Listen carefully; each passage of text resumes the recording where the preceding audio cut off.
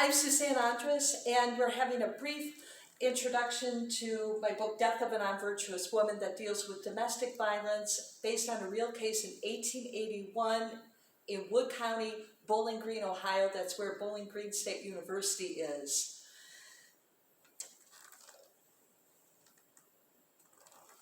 So I have a question to start off for you. In the last 10 years, the UN found, do you think, an increase or a decrease in female intimate partner homicide in the US? Some increase, some decrease.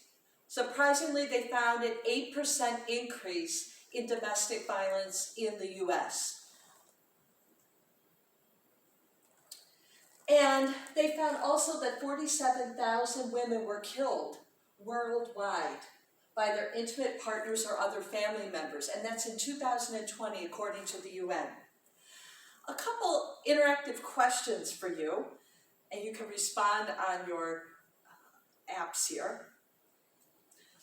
According to the UN, how many women are killed worldwide every day by their intimate partners or family members? How many are killed worldwide every day? The answer is 137 are killed every day worldwide. And also to the UN in 2021, a woman or girl is likely killed by someone in her own family. How many minutes? How many minutes do you think? The answer is every 11 minutes. Every 11 minutes.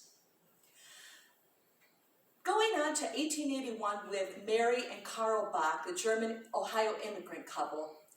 Mary Bach resisted being murdered by her husband and the domestic violence. Early on in her marriage, she saw the signs, she wanted to divorce, her family dissuaded her. She came into the marriage with her own money. She bought half of the house. She refused to sell the land while Carl was pressuring her to. He would beat her up. She filed a peace warrant. Today's term is a restraining order. She knew enough to know the laws and be able to manage the system to do this. 3 months later, she filed for divorce and custody of the children. And that's when she was murdered by her husband. So as we know, separation is a very dangerous time, and especially pregnancy is further dangerous. The most leading cause of death for women when they're pregnant is domestic violence. I have a poem that I want to read to you about Mary's resistance, and it's called Where's Carl? This is based on the Where's Waldo game. And this is talking about how he was sent to jail under the peace warrant. Where's Carl? He's in jail. She wouldn't sign the deed. So he struck her sound, and then the law came in.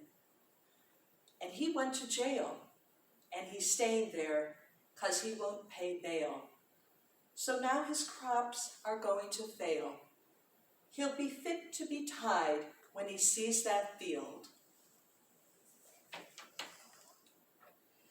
I want you next on your apps to go to, we're going to make a word cloud and put in the words that encapsulate why you think men do domestic violence. So try to make that into several keywords.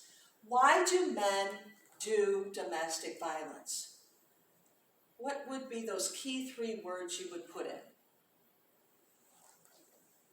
And I'll gather your responses here. So thank you for participating. So we see verbal abuse, fear, control, anger, emasculation, jealousy, power, abandonment. These are all reasons that contributed also to the pressure with Carl Bach. A good point, yes, is that 85% of women are victims of domestic violence. So yes, we do have women who beat their husbands up, and I thank you for sharing that case with us. We also have violence in same-sex relationships. But we're going to focus on the violence in a heterosexual relationship based on this case from 1881. So Carl Bach was a German immigrant. He didn't speak English very well. He also had financial troubles. The family had financial troubles. They bought bog land. They had 2 years of failed crops, plus their horse died. They owed money to the bank. This brief poem shows also the pressure that Carl had in comparing himself to the other men in the community. How did he measure up? How did he feel in comparison to the other men? It's called "They've All Passed Me By." I'm a failed farmer, small, so small. George is a big man with 5 oil wells, who people greet with great joy and shout like seeing rain after a long drought. Everywhere bears his mark, the flagpole, the church's fine copper steeple, the red school, little Lizzie's doctor bill, and our town's telegraph line. Ezekiel builds the roofs everyone wants. He's never not in demand. There's always a steady income in his hand. And Samuel, who lets mud from the flood be credit, now greenbacks and smiles flow in and in. Oh, is he piled high?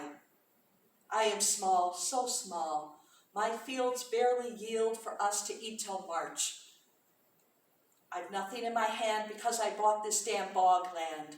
And so the best I can do is a cabin of logs cut and notched by myself.